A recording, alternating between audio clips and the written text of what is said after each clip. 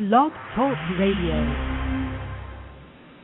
Hello, everyone. This is Lori Smith on Blog Talk Radio. Good evening. It is 9:30 p.m. here in Calgary, Alberta. This is Child Abuse Prevention and Human Rights Abuse Prevention is up to us. Monday night, December 27th. I'm happy to be here. This is a 30-minute live internet streaming radio broadcast from blogtalkradio.com, and chat room is open, and I did put the link in there to what I wanted to continue talking about here tonight, and that's the PDF that I found on the Canadian Resource Centre for Victims of Crime, and that's http://crcvc.ca. crcvc.ca, Canadian Resource Centre for Victims of Crime. So that's an awesome PDF, and it's a good website. I hope everybody will go check it out. And this particular article is dealing with child abuse and what is child abuse and how to help victims. And we've been looking at this for quite a few days, and all last week and a little bit the week before, I think.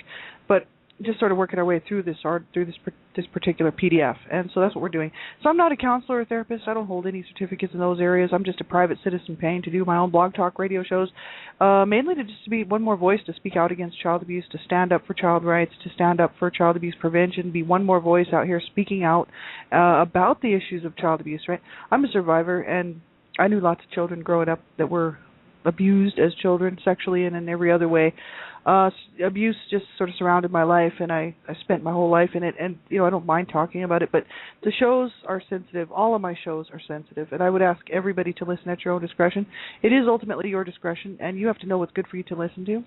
So, if the topic makes you uncomfortable, the topic of abuse, it's up to you to turn it off or change, listen to something else on Blog Talk Radio, because the topics of abuse are sensitive, and I mean, especially if you're a survivor and you're just starting out your healing journey, these topics can really bother people, and it can cause people to feel down, and you just need to know, where you're at in your healing journey, whether you should be listening or not. Have somebody with you if you're going to listen to a show like this, and make sure that you have support around you, right? And other people who haven't heard a whole lot about abuse, I just ask that, you listen at your own discretion, because abuse is a very sensitive topic. The only reason it doesn't bother me is because I lived it, been through it, suffered through it as a child and a teenager, and all the way up, and then had to deal with toxic parents my whole entire life. So I've lived my whole life around abuse, and it doesn't bother me to talk about it. It really bothered me to be abused, right? So that's why I'm doing these shows. I really would like to stop child abuse. I'm the Canada Regional Director for Dreamcatchers for Abused Children, and we're standing up to be a voice out here for children, and really to make a national North American move, as well as worldwide eventually, to stop and prevent child abuse. It's all about education and prevention. We're a primary prevention 501c3 not-for-profit organization, all about education and awareness and promoting education and awareness, which the federal government studies actually show that it is the number one way to stop and prevent child abuse, because it stops the abuse before it happens, which is what we want. No child deserves to be abused, and thank God for the secondary and tertiary prevention groups out here who help children who have been abused. But what we're trying to do is stop child abuse, and so we are a primary prevention group, and that's to stop and prevent child abuse before it happens, and that's where education comes in, educating the public on the signs and symptoms, on what is child abuse, the laws, the fact that child abuse is against the law, and all the different types of abuse, and talk about it and get the information out. So you can check out their website, our website, at http://dreamcatchersforabusedchildren.com. Just type into your browser dreamcatchersforabusedchildren.com, and it'll take you there. And that's a great website. I hope everybody will check it out. I'm a little bit biased, but the thing is it's updated daily. And so it's one of the most current websites that I've ever seen, because it is updated daily and throughout the day. So it's updated every day, whenever the information comes available. So please check it out. And so we'll get right into the show. People under the age of 18, I ask that you have permission to listen to my show, because I believe in protecting children at all times. We all do at Dreamcatchers for Abused Children. And, if you're going to listen to a show and you're sitting in an area where there's a chat room present, you really need to know how to keep yourself protected and how to keep yourself safe.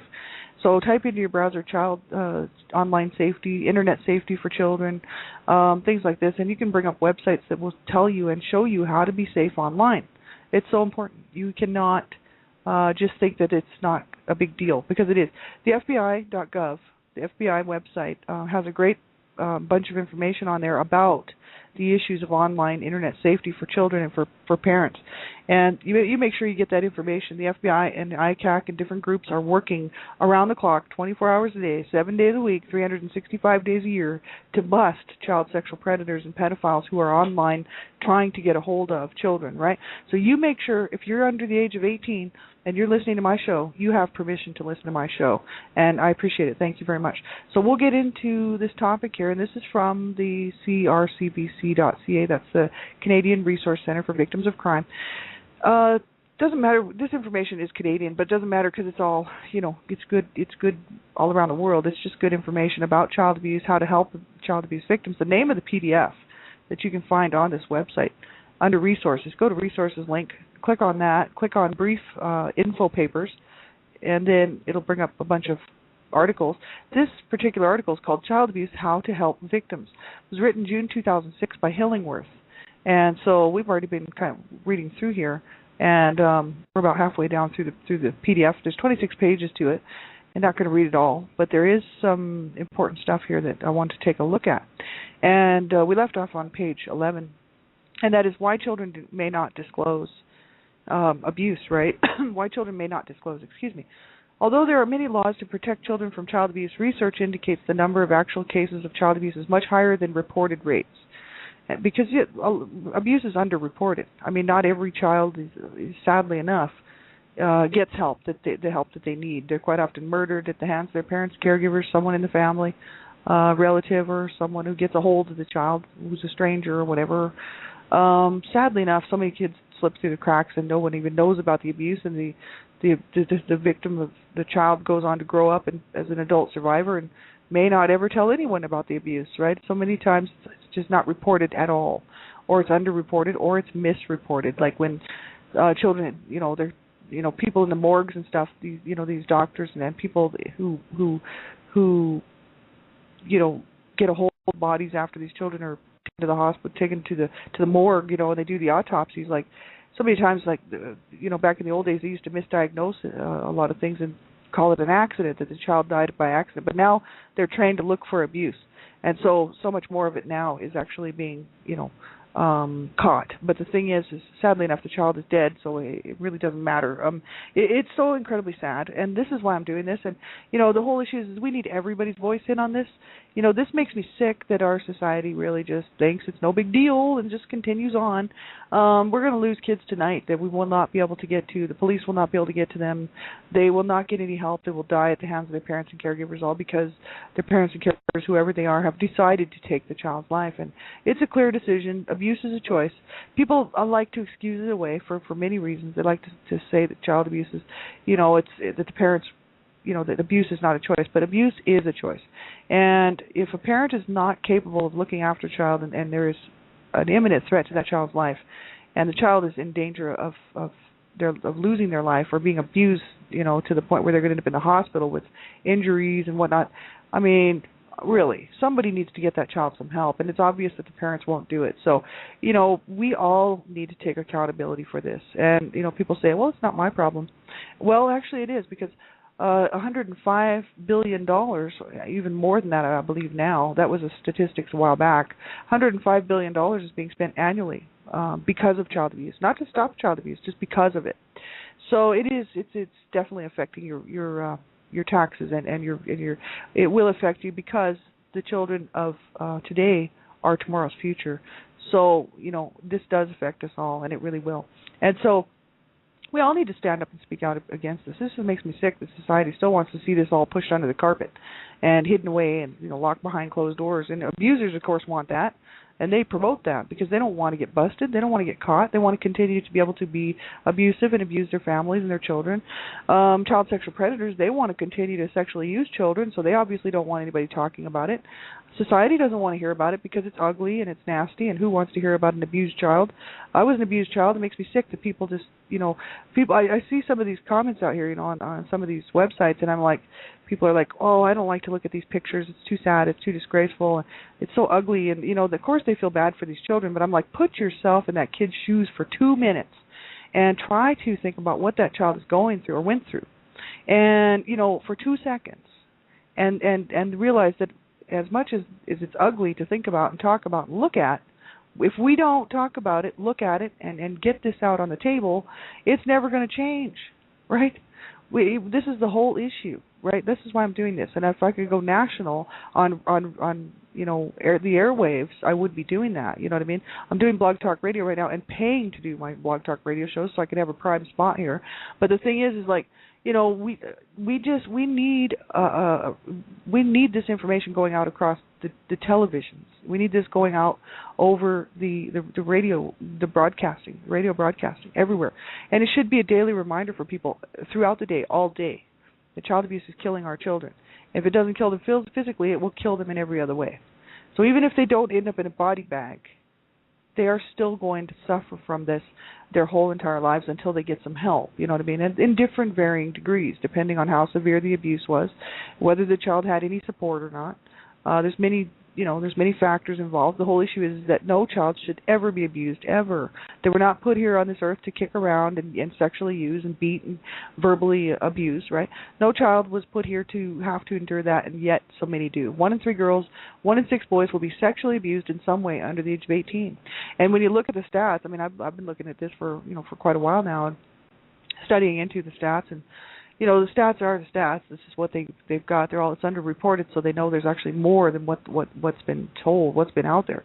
But the whole issue is 1 in 3 girls, 1 in 6 boys will have experienced some type of sexual abuse under the age of 18, whether it's unwanted sexual touching, molestation, rape, you name it, exploitation, right?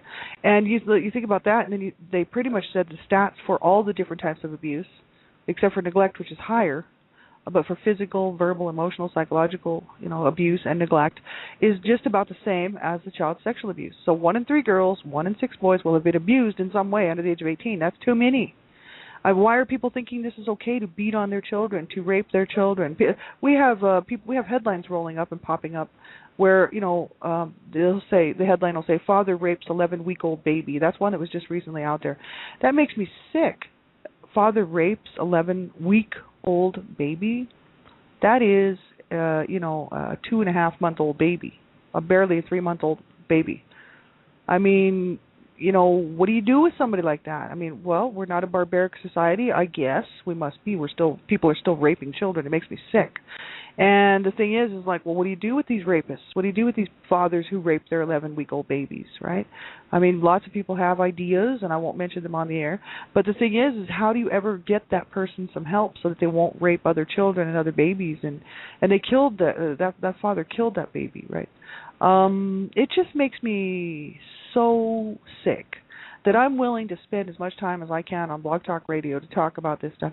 And when I do eventually go out on public speaking tours nationwide and whatnot, and North America wide, people will really be hearing from me because I will be doing public speaking engagements and the whole in the future. And I plan on getting extremely out there. So this is just the beginning. But the thing is it makes me angry. So angry, because what do we do with these people? Is there any help for that father who raped his 11-week-old baby? I mean, and what as a society we're supposed to be feeling sorry for this guy? Oh, we don't want to kill him. We don't. Back in the old days, they would have just strung him up. He would have been hung, or he would have been just shot down, or But now it's like, oh no, because the perpetrators have rights. What about the child's rights?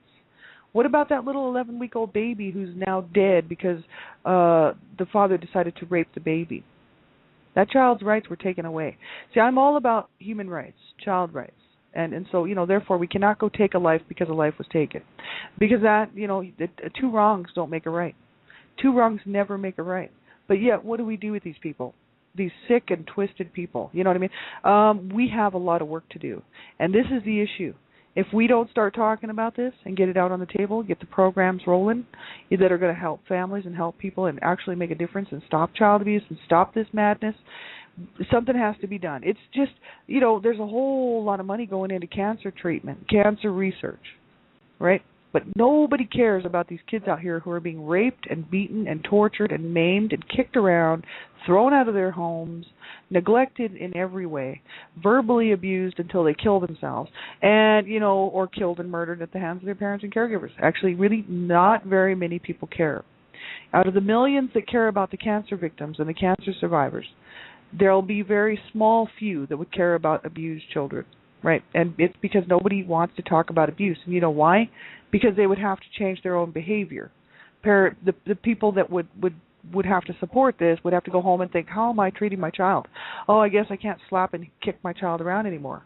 Oh, I guess I can't rape my child anymore. I can't sexually use my child anymore. If I support, child abuse prevention, then that means I can't beat on my child or hurt my child. And it's too much for them because they don't want to have to change their behavior.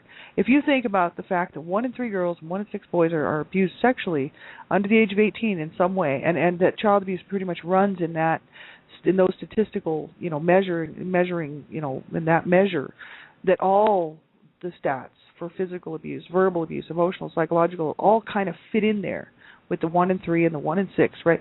I mean, my God, does that tell you how many people are actually mistreating their children? Sure it does. It's a very fine, detailed portrait of our society in the United States and Canada. And the stats are pretty much the same for Canada. They're a little different, but not much. The population up here is a lot smaller. So, of course, the numbers are a little different. But the whole issue is that this just paints a picture of parents and caregivers, doesn't it? And these people don't want to be responsible for changing their behavior, so that's why nobody wants to hear about it. Because these people are the people out here that are driving in the cars, working in the offices, running the stores, working at the banks, working in the factories, working in construction, the city workers, right? These are the people that are raping their children, beating on their children, hurting their children, verbally abusing their children. And these are people that think that they don't have a problem and that it's perfectly okay for them to do this to their child. And that's why society will not do a thing about stopping and preventing child abuse. Now, cancer, no big deal. Hey, let's find a cure for cancer. It takes the responsibility off of them. It puts, people who have a child who's got cancer, sadly enough, hey, I'm all for it. I support cancer research too, and I know lots of cancer survivors, and my sister died of cancer. So, hey, I'm not talking badly about people who support these things, because I'm one too. I support cancer research, and I do volunteer. I don't volunteer. I donate when I can, right? And I pass the word, right? But the whole thing is that parents don't have to feel guilty about cancer. They have a child with cancer. It's like, hey, let's get the support going. We got to get help for our child. But of course, parents who beat and kick on their children, kick their children around, hurt them and beat them and rape them and burn them, and verbally abuse them, put them down, and sell them on the street for their own drug problems. They don't care about protecting their children. They don't care about getting their child some help. So you see the difference? Like this is why abuse continues on today, and we need everybody's voice in on this. So if you're listening to this, I know most people who would be listening to my shows obviously are already out there, right, making noise. But we really have to get others to get involved, right? So pass the word, man. You know what I mean? Like this is absolutely ridiculous. And I'd like, Dreamcatchers for Abused Children is up and coming. Let me tell you, those guys, Sandra Potter, Donna Shear, and a whole lot of other people have made this possible. It's going to be huge. It's going to be nationwide, right? This we know. And, Sandra Potter is out of Michigan in the United States. The headquarters, eventually be opened there. But the whole issue is that it's only 4 years old. It's a relatively new not-for-profit organization. Thing is that the passion behind it to stop child abuse and prevent child abuse is so huge that, we'll be nationwide. You will see us everywhere. We will be everywhere, and we will be making a difference, and we will be helping to stop and prevent child abuse and help families, right? It's going to be huge. So I hope everybody will get involved in whatever way you can. And if you don't want to support Dreamcatchers for Abused Children, well, support someone in your local area who's making a difference to stop and prevent child abuse, and support the things that are going on in your own communities. It's very important to get involved locally as well as nationally as well as internationally, right? Really, if you can cover all 3 bases, why not, right? That's what I'm doing. I'm involved locally and nationally and internationally. So why not get involved all the way around, right? Because we can make a difference in this world, but we all have to get involved, right? There'll be so many that won't because they want to beat on their children, they want to rape their children, they want to kill their children. They make a choice. It's a choice they make when they get up in the morning. It's not like they say, I think today I'll kill my child. It's just that their baby starts crying, and pretty soon before you know it, they can't handle it. They can't think of anything else to do but kill their child. Or the child will take a muffin off the stove, and they think, oh, here's my opportunity to beat the crap out of my kid right on, and they just use them for punching bags, you know what I mean? I know about this firsthand. I'm a survivor, right? So, it's a choice they make. Right? Parents don't have to hurt their children, but they do, and they don't make the right choices for their children. So they said, why do children, not disclose? There's so many reasons why. There's several reasons why children may keep abuse secret. Right? This is part of this PDF here from the crcvc.ca. And they said children are afraid of being punished and harmed further by abusers if they tell someone about the abuse. That may be a reason why they may not tell. The abuser may manipulate, bribe, coerce, or threaten the child or other loved ones to prevent them from telling anyone about the abuse. This situation I know about firsthand, you know what I mean, because my mother threatened my life many times and told me that if I ever told anybody about the abuse, that because she was my main abuser, that she would kill me, and I believed that she could kill me, right? I actually I used to tell her to go ahead and kill me because I wanted to be dead, right, at the age of 10. I used to tell people about the abuse, and then she would, it would get back to her, and of course, she didn't kill me. But the thing is, the abuse would definitely get worse because of it. I mean, I'd take a beating for it. And abusers will manipulate children, especially in the case of child sexual abuse. They'll tell the child, if you tell, I'll hurt the family, I'll hurt the pets, I'll hurt your brothers and sisters, I'll hurt, your parents or whatever, if it's a relative or a stranger. There's many things that happen to cause a child that they wouldn't tell and disclose the abuse. Sometimes it says victims do not want to see the loved one who is hurting them get into trouble. That's the case for many times because parents will say, if a parent is sexually using their child, they'll say, you don't want to see daddy or go to jail, do you? You don't want daddy to have to go away to prison, so you won't say anything, right? They guilt the child into, and of course the child loves their parents. Most children do. I love mine, and they were two of the most masochistic sadists I've ever seen in my entire lifetime. I mean, they were horrible, and they were horrific. They were like from a horror movie or something, right? I mean, I loved my parents, even though they were hurting me, and I used to hate. I thought I hated them, right? But I really didn't.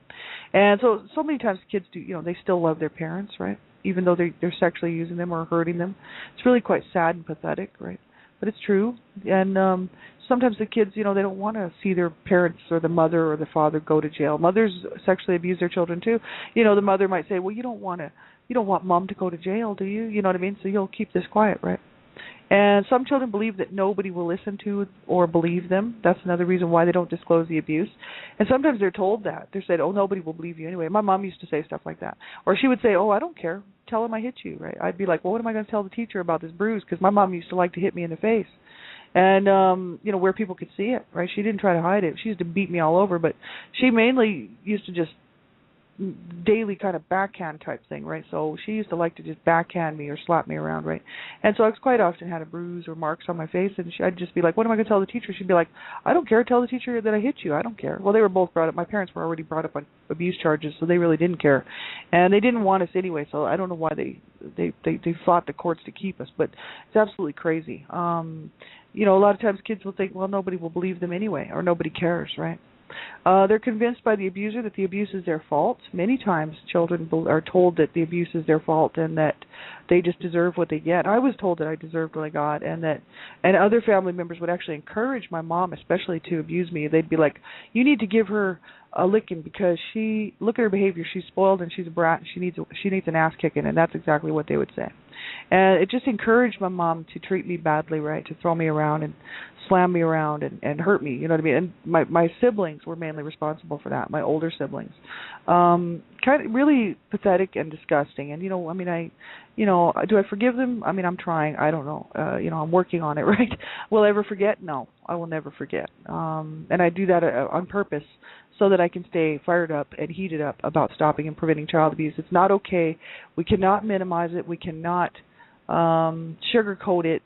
Abuse is abuse. Abuse is horrific, and I don't care what kind of abuse it is. I mean, a lot of people think that physical abuse or child sexual abuse is the only kind of abuse that hurts, and that's not true.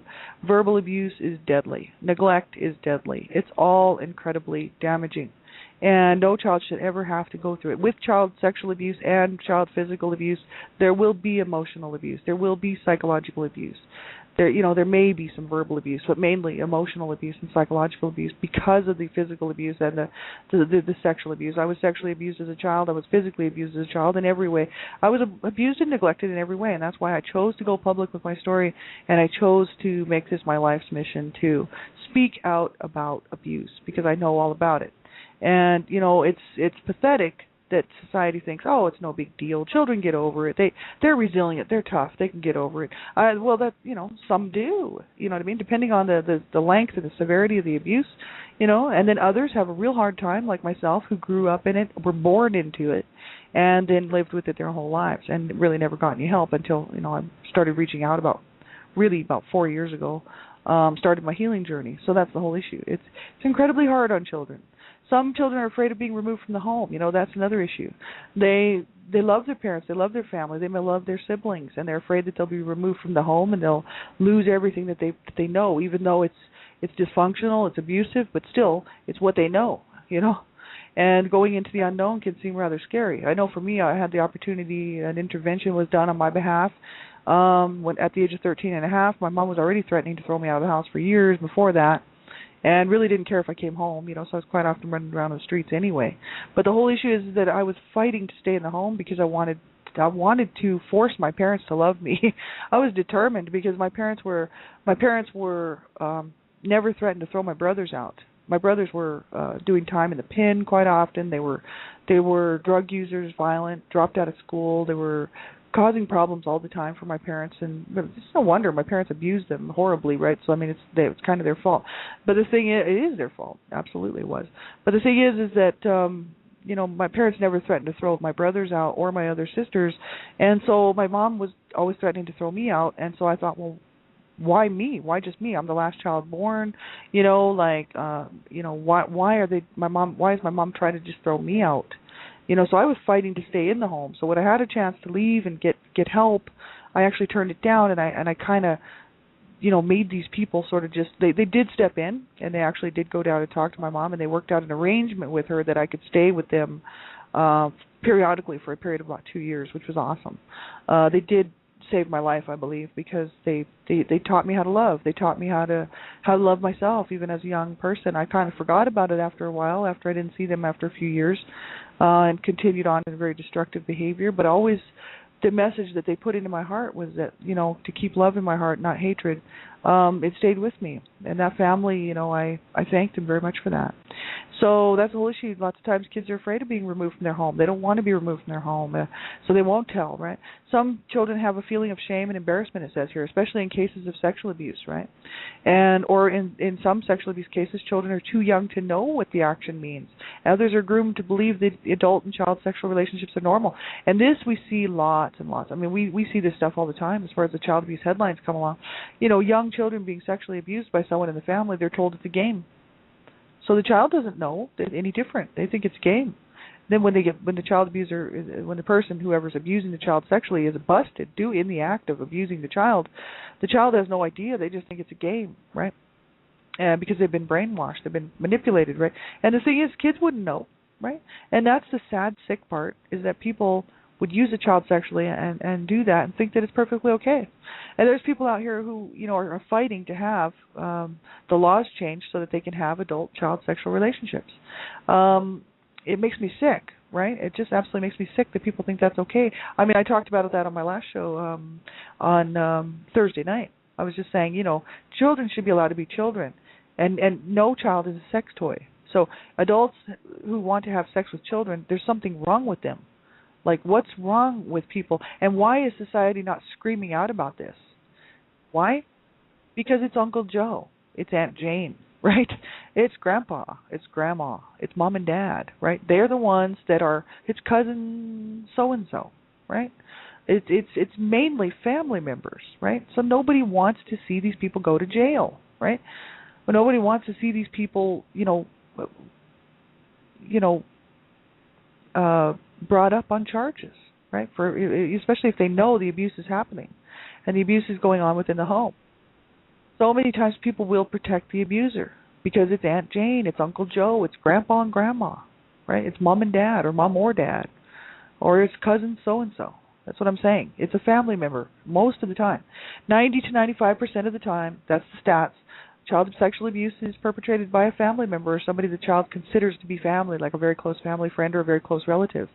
The other 5 to 10% is stranger danger. So you still have to teach your children about stranger danger.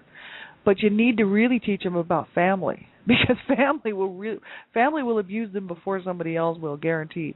That's why there's 90 to 95% of abuse happening within the home, right? Very, very sad and disgusting and disturbing.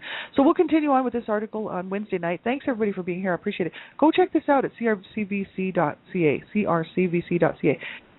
Canadian Resource Center for Victims of Crime, and it's this particular PDF is called Child Abuse: How to Help Victims. So please check this out. There's a whole lot more to this article, and we'll just keep working through it here next Wednesday. I'll be back on tomorrow morning, one child abuse survivor to another, 6 o'clock a.m. in the morning. Take care, everybody. If you need something, get a hold of me on Blog Talk Radio or on Facebook. I'll be around. So we'll talk to you real soon. Have a great night. Bye-bye.